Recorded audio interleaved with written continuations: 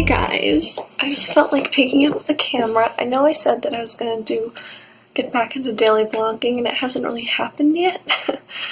It's just been kind of crazy these past few weeks with getting things sorted out at the beginning of the year, getting into the clubs you want, and the list goes on, and I could make endless excuses. But I'm just kind of going at, my own pace, putting out what I want to put out.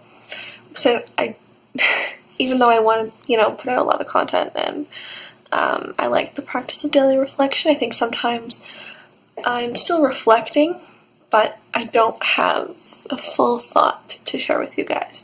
So I'm not going to share something that I don't feel comfortable with or, knowledgeable enough with. So that aside, I was just watching a bunch of YouTube videos, kind of procrastinating some work. I've been doing a lot of work ahead of time, so there's not like I have any pressing deadlines right now, but really I should be applying to a couple more co-op jobs. But anyways, so I was watching some YouTube videos, and I feel like the content that I gravitate towards is content that it's very social. I like watching vloggers. I love watching vlogging couples, and just seeing, everyday life, patterns of behavior, and I just love the story and getting to watch people's evolution. And I just thought I'd talk about that a little bit and the reasons why I really like YouTube, and see, maybe you guys have some feedback down below. I feel like I need to work better at creating a story when I do my YouTube videos. For the most part, I'd call this more of a video journal of thoughts. It's kind of my sharing space, and I don't have a lot of storyboards for you guys, so hopefully in the future that's something I can do if I ever get to delegate more time to this little passion project.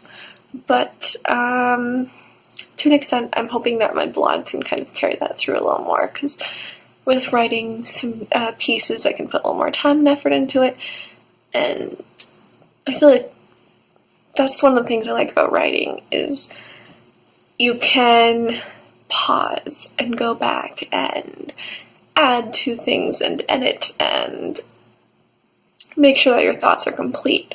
Or sometimes, for the most part, my videos are very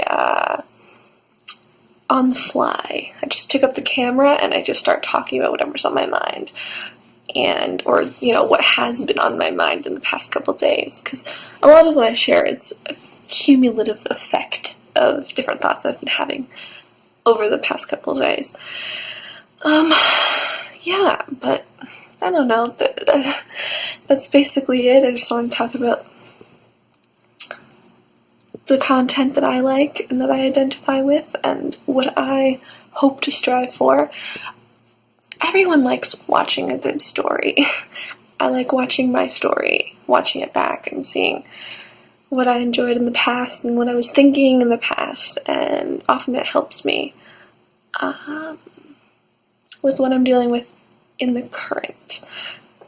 Also, actually, in my sociology class, speech communications class today, we're talking about social ghosts, and basically it's, people that have been important in your life, friends, family, even celebrities or just authority figures that kind of pop up in your mind in times of, really in a lot of different situations. If you're making a difficult decision, trying to decide whether to do something, if it's good or bad, etc., etc. And and we were asked to kind of contemplate and see if this ever occurred in our own lives. And I have to say, I don't really have a lot of social ghosts, but the one notable social ghost that I feel like I come back to a lot when I'm insecure, feeling doubtful and insecure about myself, is, and it's funny because you never know what's going to stick with you, but I was, fairly young child. I was 8, and I met my first skating coach, competitive skating coach, for the first time. And so I was like, oh my god, you're like this big authority figure, bow down, like I'm afraid of you, you look really serious and tough, and I'm already questioning my abilities. And she looks me down, and she's like, you know, you need to lose some weight, like, you're not really in good shape, like, you're chubby. And I don't know, ever since then, for some reason, when I'm feeling insecure, I always think about that. And it's funny how, not really funny, but there's a lot of importance on what we say to people, especially people that are younger than us or in a position where they are looking up to us. Because you never know, like, I'm sure my coach, she's a nice lady, she's not a bad person. But if she knew that stuck with me, you know, until this day, I feel like she'd be like, oh my god, I never thought she would have taken it that way. But I don't know, just another interesting thought. Feel free to share it in the comments below. But other than that, I feel like, you know, a lot of people will say their parents, you know, are social ghosts and direct their conscience a little bit. And I feel like I'm different in that way, in that I always have made my own decisions in that way and rationalized things.